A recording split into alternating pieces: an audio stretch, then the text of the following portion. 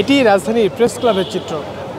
দুপুর 12টা পরবর্তী সময়ে বৈষম্যবিরোধী ছাত্র আন্দোলনের পূর্ব নির্ধারিত যে কর্মসূচি, সেই কর্মসূচি অনুযায়ী সাধারণ শিক্ষার্থীদের দুই একজন উপস্থিত হওয়া শুরু করলেই আইনশৃঙ্খলা রক্ষাকারী বাহিনীর সদস্যরা পল্টন মোড় থেকে 3 জনকে গ্রেফতার করে। এবং এখন যে চিত্রটি দেখছেন, যে আইনশৃঙ্খলা রক্ষাকারী বাহিনীর সদস্যদের যে কঠোর নিরাপত্তা ব্যবস্থা, সেটি তারা এখানে ধরে রেখেছেন। এবং প্রেস ক্লাবের সামনে কিছুক্ষণ পরপরই বিভিন্ন বিশেষ করে সেনাবাহিনী গাড়ি টহল দিচ্ছে, পাশাপাশি আইনশৃঙ্খলা রক্ষাকারী বাহিনীর বেশ কয়েকটি প্রিজার ভ্যান এবং অন্যান্য যেই ব্যবস্থাগুলো রয়েছে, এবং কিছুক্ষণ আগে ব্যারিকেড আনা হয়েছে, সেই ব্যারিকেডটি ইতিমধ্যেই প্রেস ক্লাবের সামনে সড়কটি রয়েছে সেটিকে সামনে দিয়ে ব্লক করে রাখা হয়েছে। এবং পল্টন মোড়ের দিকেও কিন্তু আরেকটি ব্যারিকেড দিয়ে মোটামুটি বলা যায় যে অনেকটাই নিস্তব্ধ করে দেওয়া হয়েছে প্রেস ক্লাবের সামনের সড়কটি।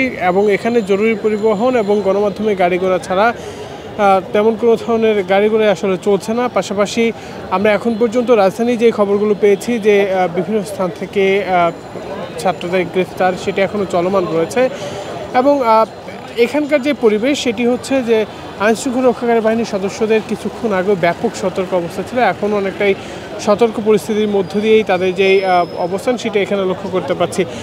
গণমাধ্যম কর্মীদের এখানে উপস্থিতি আছে, পাশাপাশি সাধারণ শিক্ষার্থীদের আজকের যে অবস্থান, সেটি দুপুর 12টা থেকে এখানে উপস্থিত হওয়ার কথা থাকলেও কয়েকজন উপস্থিত হওয়ার সঙ্গে সঙ্গে কিন্তু তাদের গ্রেফতার করে নেওয়া হয়েছে, যেটিকে ঘিরে এখন আমরা যেই চিত্রটি দেখছেন যে আইনশৃঙ্খলা রক্ষাকারী বাহিনীর সদস্যরা তারা এখানে অবস্থান নিয়ে তাদের যেই বিশ্রাম, সেটি তারা চালাচ্ছেন। এবং কিছুক্ষণ আগে এখান থেকে নারী পুলিশ যারা এখানে উপস্থিত ছিলেন তাদেরকে এখান থেকে সরিয়ে নিয়ে যাওয়া হয়েছে। এবং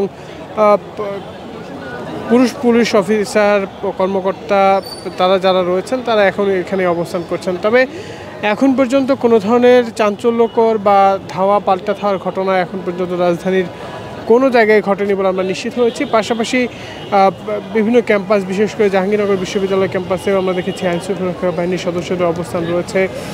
এর পাশাপাশি ঢাকার যে আশপাশের চিত্র, সেখানেও সাধারণ শিক্ষার্থীরা দাঁড়ানোর চেষ্টা করলে ইসিবি চত্বর থেকে 18 জন গ্রেফতার, সায়েন্স ল্যাব মোড় থেকে 16 জন গ্রেফতারের তথ্য এখন পর্যন্ত নিশ্চিতভাবে আমরা পেয়েছি।